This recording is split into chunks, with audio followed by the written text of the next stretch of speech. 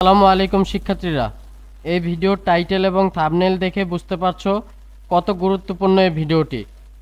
কারণ তুমি যদি না জানো কলেজে ভর্তি হওয়ার সময় তোমার কি কি কাগজপত্র লাগবে, আর এটা না জানার কারণে তোমাকে অনেক হয়রানি হতে হবে।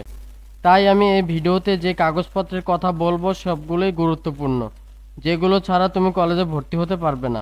কিন্তু আমি চাই তোমরা সঠিক কাগজপত্র নিয়ে কলেজে ভর্তি হয়ে সুন্দরভাবে তোমাদের ভর্তি কার্যক্রম সফল করো।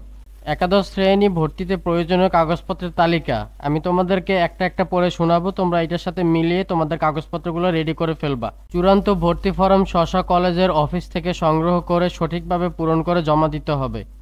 তবে কিছু কলেজে ভর্তি ফরম তাদের নিজস্ব ওয়েবসাইটে অনলাইনে পূরণ করার ব্যবস্থা রেখেছে।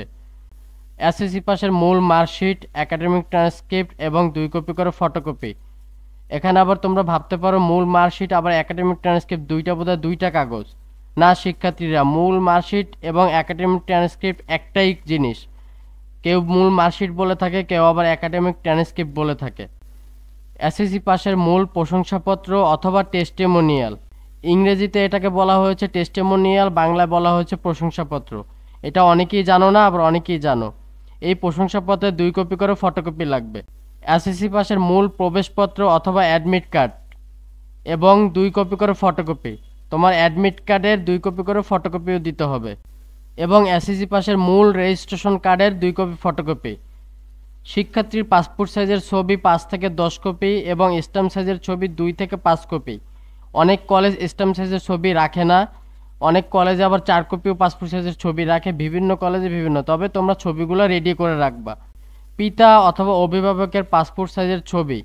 পিতার অবর্তমানে যদি কোনো অভিভাবক থাকে তার বা পিতা যদি থাকে তার পাসপোর্ট সাইজের ছবি 2 থেকে 5 কপি। এবং কি তোমার জন্ম নিবন্ধন কার্ডের সত্যায়িত ফটোকপি লাগবে। পিতা অথবা মাতার জাতীয় পরিচয়পত্র অথবা ভোটার আইডি কার্ডের সত্যায়িত 2 কপি ফটোকপি। জাতীয় পরিচয়পত্র অথবা ভোটার আইডি কার্ড একই জিনিস। পাঠ বিরতি বা শিক্ষা বিরতি সনদপত্র, যারা 2021 এবং 2022 সালে এসএসসি পাস করেছে শুধু তাদের জন্য প্রযোজ্য। বাকি যে ছাত্রছাত্রী আছো তোমাদের জন্য এটা লাগবে না। সর্বশেষ কোটার সনদপত্র, যারা মুক্তিযুদ্ধ পোষ্য কোটায় আবেদন করেছো তাদের জন্য তোমাদের যে মুক্তিযুদ্ধে যেই কোটা তোমরা নির্বাচন করেছো সেই কোটার উপযুক্ত প্রমাণপত্র তোমাদেরকে দাখিল করতে হবে কলেজে। শিক্ষার্থীরা, তোমাদের জন্য একটি বিশেষ দ্রষ্টব্য, তোমার প্রতিটা কাগজপত্র কলেজে জমা দেওয়ার আগে তোমার নিজের কাছে 2 থেকে 3টা করে ফটোকপি করে রাখতে হবে, যাতে তুমি অন্য কোনো কাজে লাগাতে পারো। তুমি যদি জমা দিয়ে দাও তোমার প্রয়োজনের সময় আবার উঠাতে গেলে অনেক ঝামেলা পোহাতে হবে। এবং তুমি এগুলো জমা দেওয়ার পরে যদি কলেজ কর্তৃপক্ষ বলে যে না তোমার কাগজপত্র তুমি জমা দাওনি, তখন তুমি আবার সেট দিতে পারবে।